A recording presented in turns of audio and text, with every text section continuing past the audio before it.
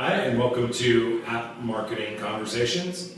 I'm Ryan Morel with GameHouse, here with Ian Sefferman of MobileDevHQ, Robi Ganguly of Apptentive. So today we're going to talk a little bit about just general market sizing. As always, there's tons of reports that get flying around, quote-unquote research about trillion-dollar markets and all this stuff. So we're talking a little bit about that today. We've talked about this stuff kind of ad nauseum, but it's always fun to keep this can on. It's funny because it feels like every 3 months the number goes down, and then every 3 months the number goes up. But if you look at it over the past 3 years, it's almost like yeah.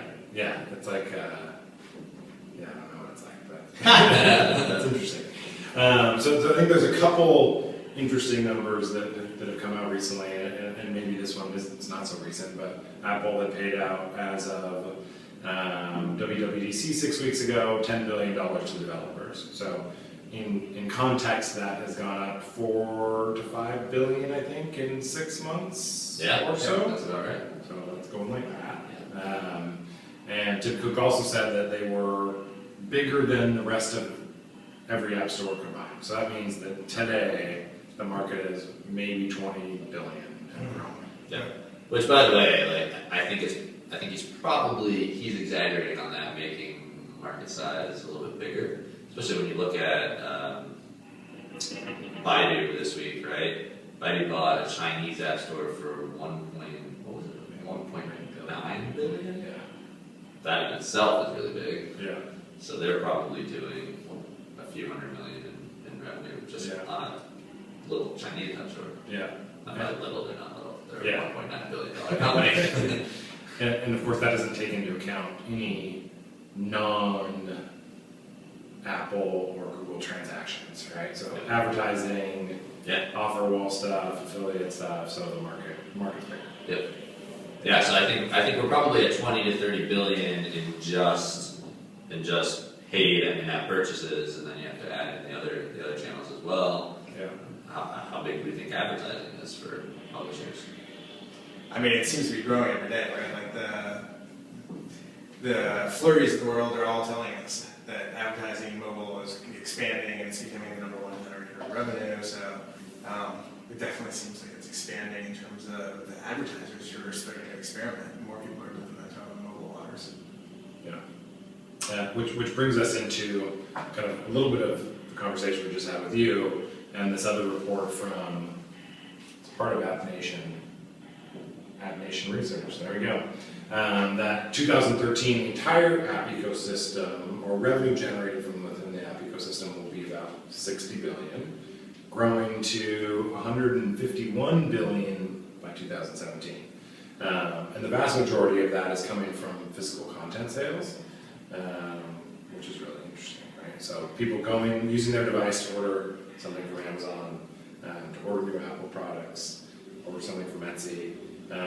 This has been a really simple way for people to buy the things that they would normally buy on other channels. Well, I mean, even if I just think about myself personally, in the last 2 weeks, I think I've done 2 Amazon orders. I've probably taken 4 Uber rides. Yeah. Right? Stop. Uber or Uber X? I'm on Uber X. Uber X. Yeah, I'm totally Uber X. I took 2 Ubers yesterday. So I mean, like right there, that's like 100. I spent a lot of money. That's like $150 or $200, right? Yeah. And that all happened from my phone. Yeah. And by the way, the experience of Amazon was better than it normally is on the web too. Yep. So my question to you is, would that money have been spent had you not had immediate access to an app that enabled it?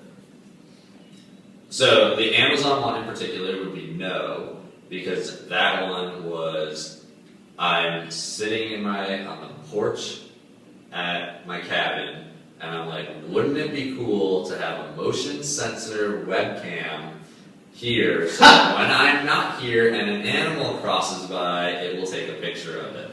And I'm like, yeah, that would be pretty cool. Take out my phone, right? Like, there was no way that I was going to be like, this is so cool that I'm going to get up, I'm going to go fire up a computer, right? Like, I'm going to do, or like, if I had to, like, if there was no internet at all, and I can promise promise you I wasn't driving 2 hours to get to a Radio Shack or whatever. So no, like that one in particular, absolutely not. So, what I just heard you say is mobile and apps enable impulse buys. Yeah. And so, do you think that is ultimately the big driver of growth moving forward, or do you think it's just the growth of the smartphone network? I think that the impulse buy is the wedge, right? It's the thing that teaches all of us that we could spend some money through this thing, and satisfying that like initial impulse buy oftentimes is a smaller purchase, right? Like how much was that? What, $60. $60, right? But that's the step that takes you into thinking about when you're shopping for your TV, going through that, and then thinking about shopping for your TV and like in the space that you live in and taking pictures and changing the retail experience, like that'll come over the next 3 to 5 years. I think it's the wedge and the change of behavior, but it's awesome because it looks like incremental purchasing too, so it's even easier to justify investing in that channel. Yeah, I think it's really interesting, especially how you see, I need this now. Yeah. Right. And here's this thing that I didn't have. Because even in my own personal experience, I'm like, oh, I really want to buy X, Y, and Z, but I don't want to go downstairs on my laptop. Right. My phone's right here. Right. I'll just use that. Okay, so besides the physical content sales and that being a big driver, where do you guys think the big drivers or the big opportunities for revenue generation for developers and marketers is over the next 6 to 12 months? So I think we've scratched the surface of what sorts of content and services you can get people to pay for. So I think in-app purchases, like the way we're doing it today, is probably not actually the way that it turns into the future. I don't know what that looks like, other than I think that if you're innovative on the monetization side of that type of that side of the world, you can probably do some interesting things. I think advertising has a lot to go. I mean, there's a ton of room everywhere right now that I don't think that we've touched.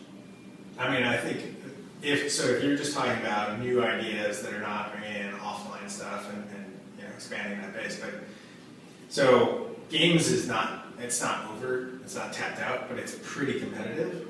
But if you want to look into utilities, I still feel like most of the utilities are insufficient to the tasks that they're trying to solve for, whether it's like a task manager or word processing or trying to create spreadsheets and documentation and presentations that I want to give. Like the next wave of the Office suite, we still haven't seen the winners there, right? We're just starting to scratch the surface, and I think that here in Seattle we have Flowboard and Haiku Deck touching the publishing space on the iPad, and that's a great start, but it's so early. So there's a lot of money to be made there.